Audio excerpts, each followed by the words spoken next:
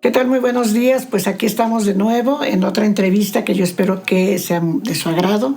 Para los que no me conocen, todavía soy la psicóloga Isabel Galván y tengo el día de hoy a una invitada que me siento súper contenta de tenerla aquí. Es la psicóloga Minia Cuevas Pérez. Ella es de base psicóloga y tiene maestría en psicopedagogía y en terapia cognitiva. Una persona que, aunque la ven muy joven, está sumamente preparada. Y bueno, me interesó mucho invitarla con un tema que a veces nos hace ruido, pero no sabemos realmente cómo manejarlo a nivel familiar. Y este tema que ella viene el día de hoy a compartir con nosotros es la conducta alimentaria. Y bueno, si estamos hablando de alimentación, pues sí es algo muy importante porque dicen que podemos vivir sin muchas cosas, pero pues sin comer, ¿no? ¿Verdad? Entonces es muy importante saber la conducta alimentaria, cómo debemos de manejarla, como padres principalmente. Y entonces hoy, Minia, pues nos vienes a hablar de eso. Sí, qué bonito y qué interesante. Yo espero que, pues, sobre todo los papás que son papás jóvenes con peques o que están incluso esperando bebé, pues esto sea también muy pues de su agrado y de enseñanza sobre todo. Sí, entonces, Minia, bienvenida. Muchísimas gracias. Gracias por haberse aceptado la invitación.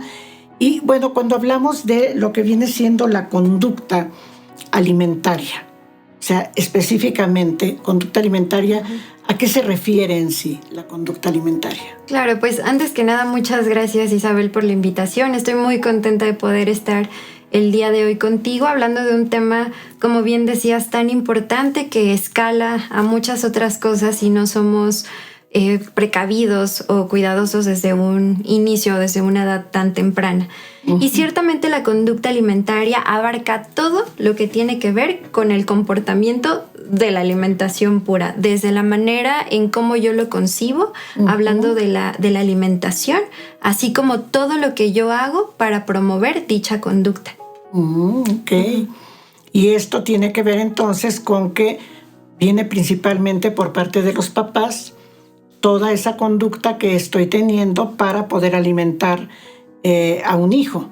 Sí. Sí, ciertamente tiene que ver con el contexto, ¿no? Nosotros pensamos en contexto desde mamá, papá, que es el principal factor, exactamente, pero también lo que hay alrededor, es decir, todo lo que sucede a nivel sistema, todo lo que ahora vemos en redes sociales, todo lo que escuchamos, o sea, tiene que ver con todo lo que está alrededor de nuestras hijas o hijos. Ok, entonces quiere decir esto que sí, como papás hay esa, más que nada esa responsabilidad, ese compromiso, pero también pues los hijos no están en una burbujita de cristal, ¿no? Entonces los hijos salen o desde que empiezan a ver, y ahorita los bebés a los que será 1 año y medio ya se ponen frente a la televisión y entonces ellos empiezan a aprender muchas cosas que tienen que ver con la conducta alimentaria. Claro. ¿Sí?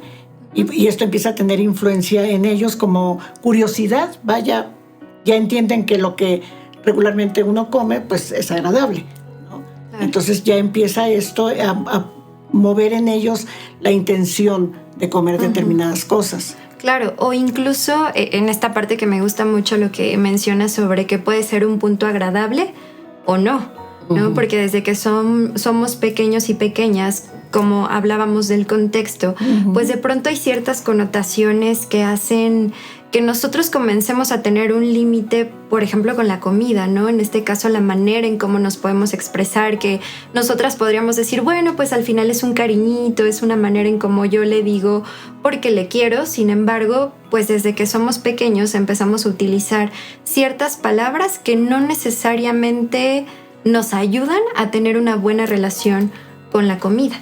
Ok, entonces le damos una connotación diferente y podemos confundir o vincular, como decías ahorita, ¿no? Es que es un cariñito. Y bueno, el cariño es cariño como tal, ¿no? Que no tendría que venir a través de un objeto. Pero si entonces lo vinculamos, pues uno mismo se puede confundir, como papá, como mamá, ¿no? Decir, pues es un cariñito o es un premio. Exacto. ¿Sí? Y entonces eso puede tener posteriormente, consecuencias en lo que viene siendo la conducta alimentaria. Exactamente, pueden existir muchas consecuencias ya si nos vamos a una situación un tanto más extrema. Podríamos estar hablando ya de trastornos relacionados a la conducta alimentaria y que parecen ser cosas tan sencillas que podríamos decir, bueno, pero ¿qué peso tiene?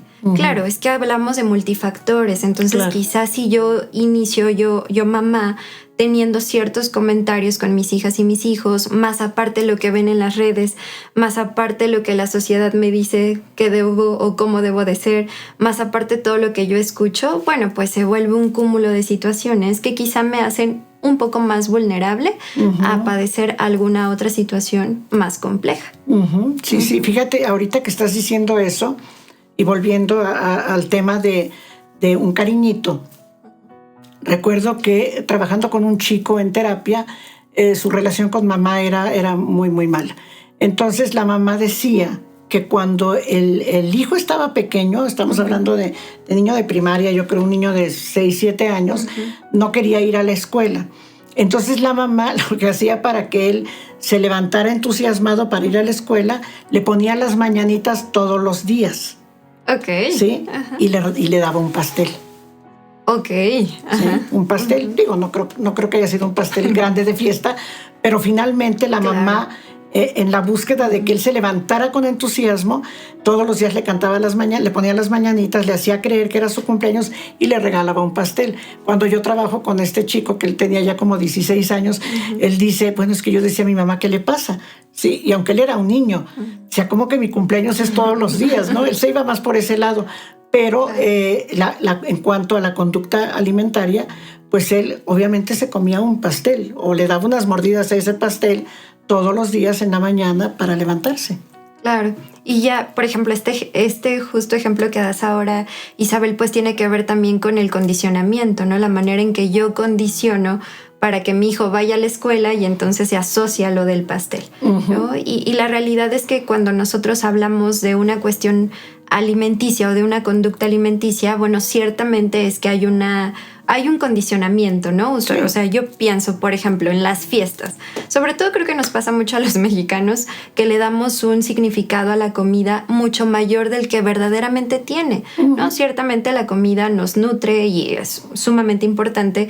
Sin embargo, si yo le doy otro significado, como lo que sucede ya en problemáticas mayores, es cuando ya se distorsiona.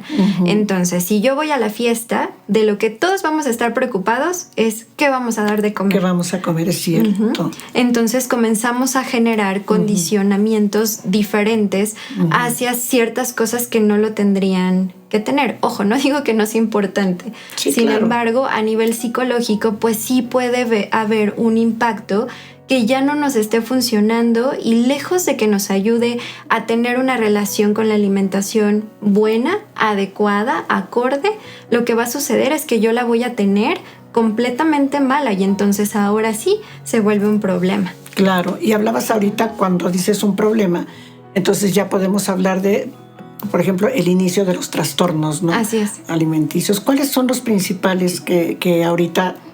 Porque eso cambia, ¿no? Con las épocas y con las modas y todo cambia. Ha habido momentos en que, bueno, la anorexia, la bulimia, veganos, pero ahorita, ¿cuáles son los trastornos? Bueno, los veganos no precisamente, no, sino más bien es una manera de alimentarse. Claro. Así es. Sin embargo, los otros dos sí se pueden considerar, están tipificados como trastornos. Así es. Pero ahorita, ¿cuáles son los que se pueden reconocer más? Claro, de acuerdo al manual diagnóstico, al DSM-5, los que ahora se marcan, como bien sabemos, pues están divididos en grupos. Sí. Y el grupo es de trastornos de la conducta alimentaria y de la ingesta alimenticia. Tenemos algunos que no son tan comunes como la pica, la rumiación, ¿no? El restrictivo, tienden a no ser tan comunes. Y por el otro lado tenemos anorexia nerviosa, bulimia nerviosa y trastorno por atracón.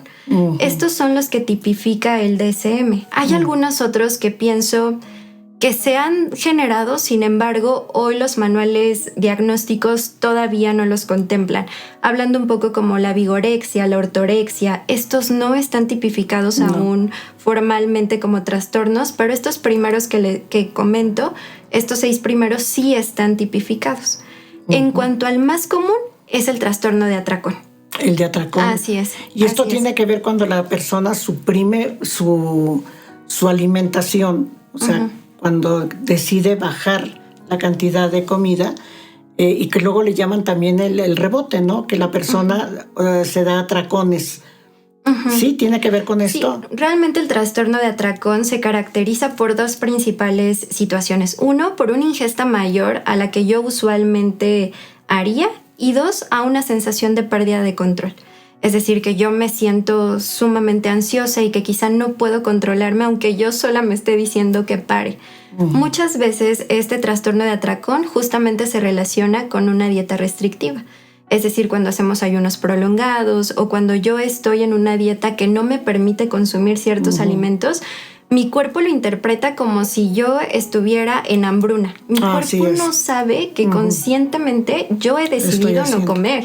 Entonces, por supuesto, si en algún momento mi cuerpo dice, ahorita, si no como ahora, quizá ya no vuelva a comer. Y se puede presentar un atracón. De acuerdo a las estadísticas, es el trastorno que más se presenta. Después viene bulimia y después viene anorexia, contemplando estos últimos tres. Ok, fíjate que en relación con el atracón, yo recuerdo haber estudiado algo de esto que decían las personas que se dedican a esto, no nutriólogos y todo, que, bueno, ya está médicos, que las células sufren.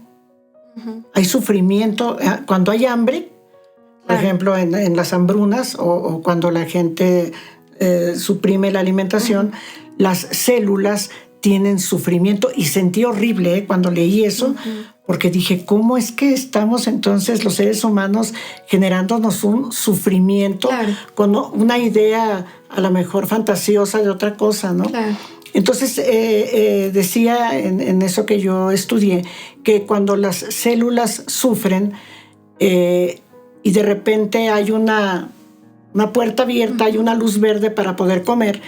Entonces, como si las células tuvieran conciencia, viene el atracón y entonces retienen, porque no saben cuándo va a volver a ver. Entonces retienen, y al retener, eso provoca también la subida de peso. Exactamente. O sea, que provoca el rebote. Pero que tiene que ver porque, entre otras cosas, hay sufrimiento en las células. Claro. ¿Sí? Cuando el cuerpo está pasando hambre, y como dices tú, lo está pasando de manera consciente. La persona está eligiendo dejar de comer, pero en un momento, pues digo, somos vulnerables, ¿no? Exacto. Y de repente a lo mejor se pone enfrente algo que me encanta y digo, bueno, ahorita voy a aprovechar, y a lo mejor en ese momento pierdo el control, como de más comparado con lo que venía comiendo, y entonces hay una retención. Porque, bueno, es que somos un organismo complejo, entonces a lo mejor no nada más las células, todas las neuronas, ¿no? Y todo trabajan en, ¿sabes qué? Mantén esto guardado, porque pues a lo mejor después viene otra vez el sufrimiento, ¿no? Por la falta de alimento. Exactamente. Y esto es importante porque no solamente sucede en que yo ya no coma y entonces tengo un atracón.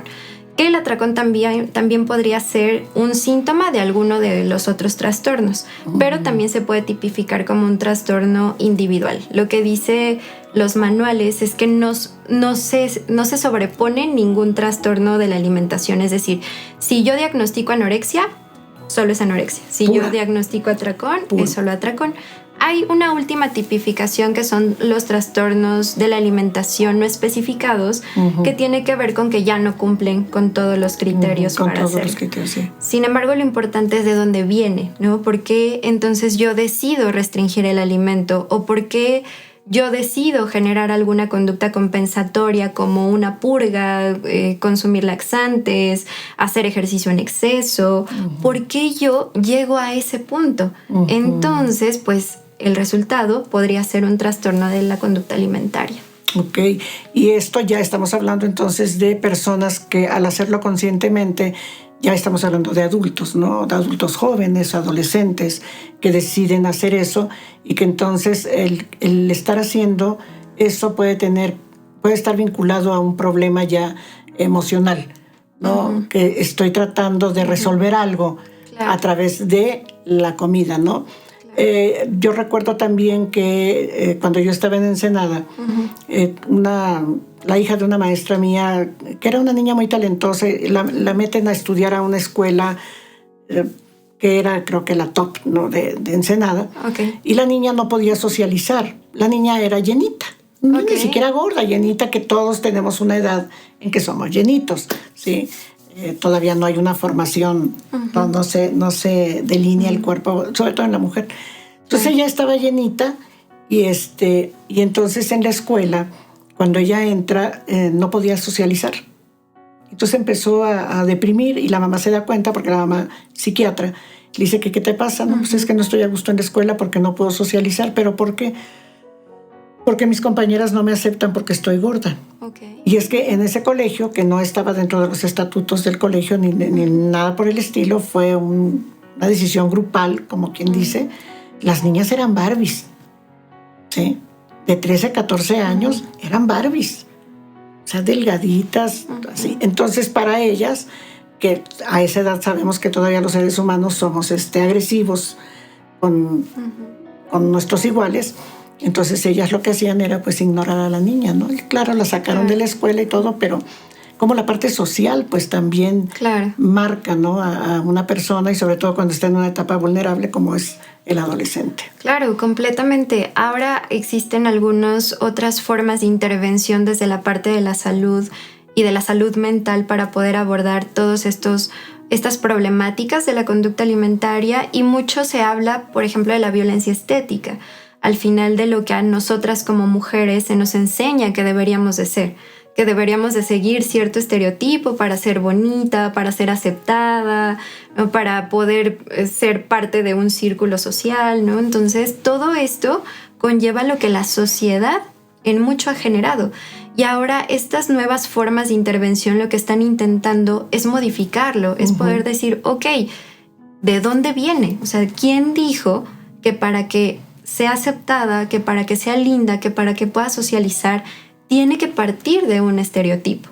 Y eso es lo que estamos buscando modificar, con la intención de disminuir la probabilidad de que exista una cuestión alimentaria, porque no solo tiene que ver con eso, también tiene que ver con mi autoconcepto, ¿no? Claro. Y con muchos otros aspectos que se ven permeados justamente en la evolución de un trastorno de la alimentación. Claro, que sabemos que hay, sobre todo en los jóvenes, en los adolescentes, que han llegado incluso hasta autoagredirse. Claro. ¿Sí? ¿Por qué? Pues porque no son aceptados, y no son aceptados por algo que ellos todavía no pueden ni siquiera cambiar, ¿no? Exacto. No pueden cambiarlo porque están en un desarrollo todavía. Claro. Y entonces ha habido, pues, sabemos que hay personas que se han agredido físicamente porque no saben cómo trascender toda esa agresión que están recibiendo.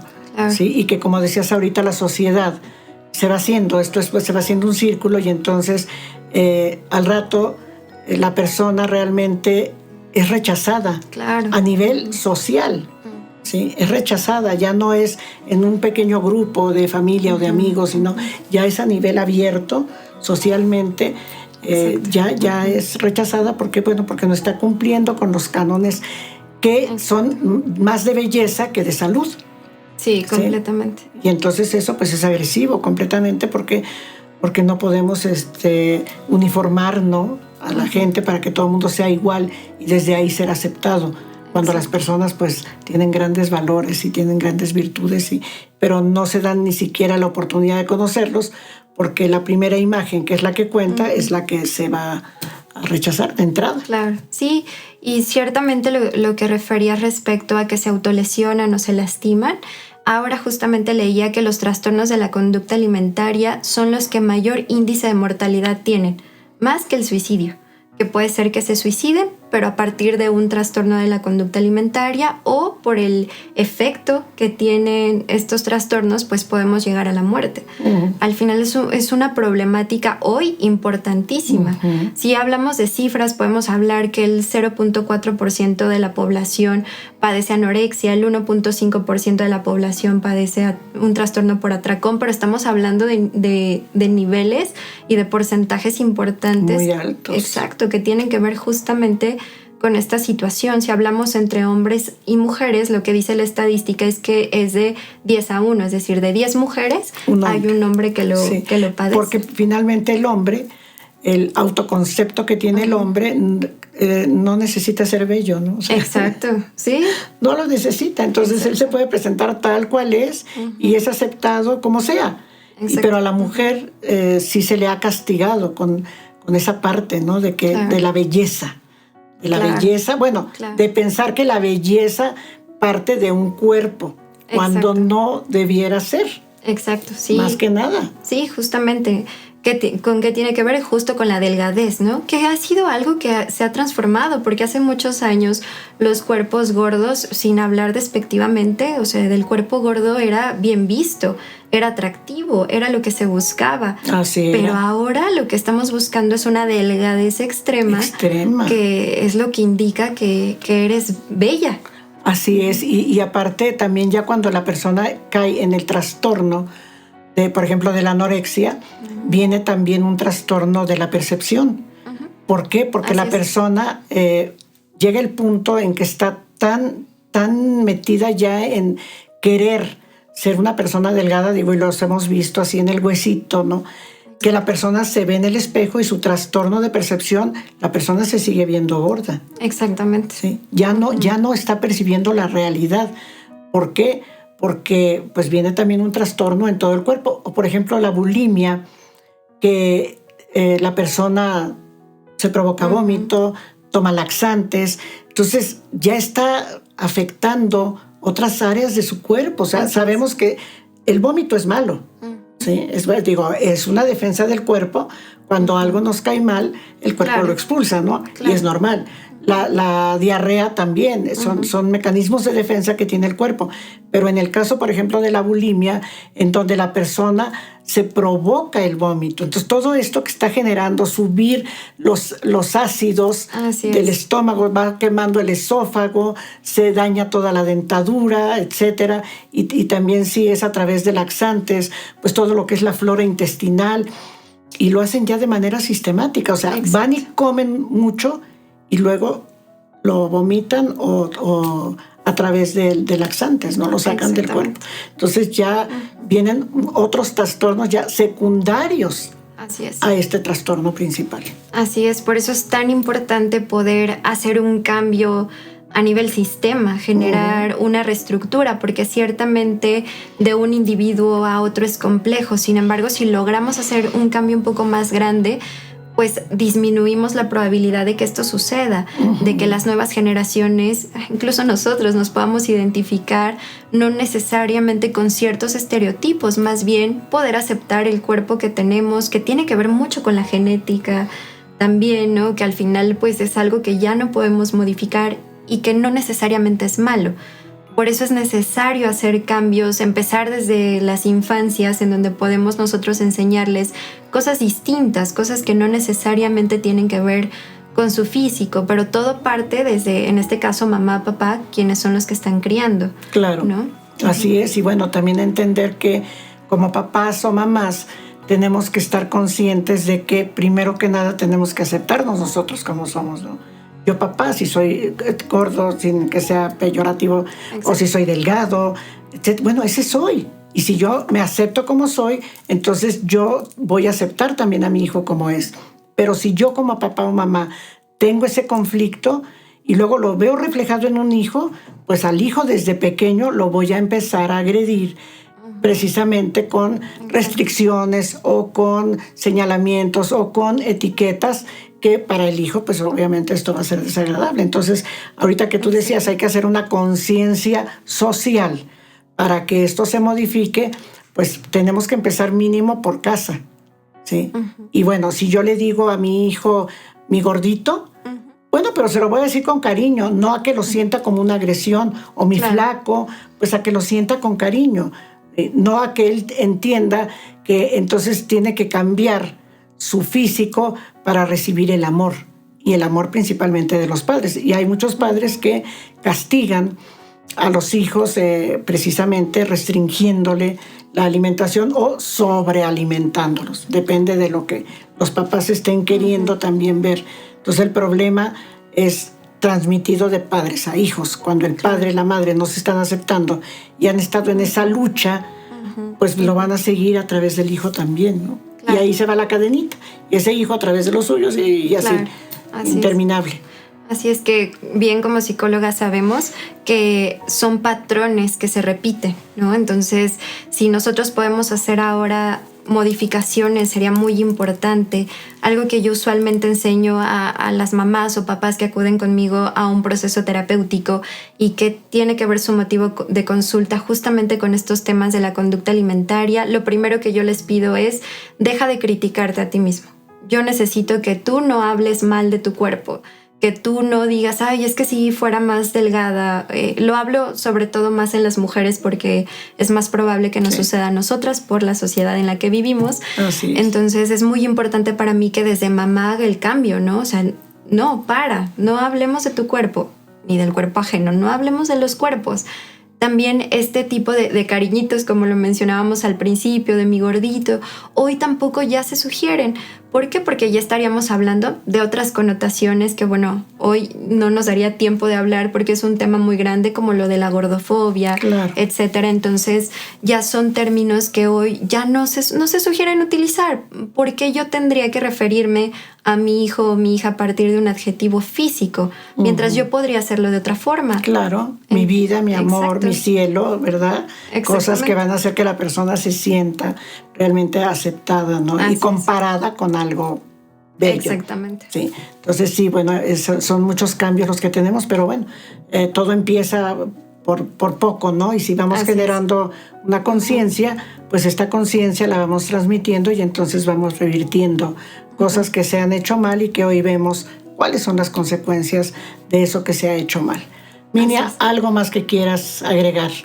Pues únicamente agradecerte mucho, Isabel, por estos espacios, porque nos permiten poder compartir otra información, de que las personas también puedan empaparse y que, bueno, que sea un tema que se hable, que se escuche en muchos lugares para poder justamente hacer estas adecuaciones que tú y yo ahora comentábamos a nivel sistema. Así es. Pues muchísimas gracias. Te agradezco infinitamente y espero que sea una de muchas entrevistas que hagamos para el canal. Pues yo espero que les haya gustado, que den también sus comentarios, que son muy importantes para el canal, y no olviden de picar la campanita, de poner el dedito y compartir. Sí, acuérdense que compartir es ayudar. A veces no tenemos el problema en casa, pero bueno, a lo mejor en la casa de al lado sí hay, ¿no? Y entonces cuando uno ve algo y lo comparte, está ayudando.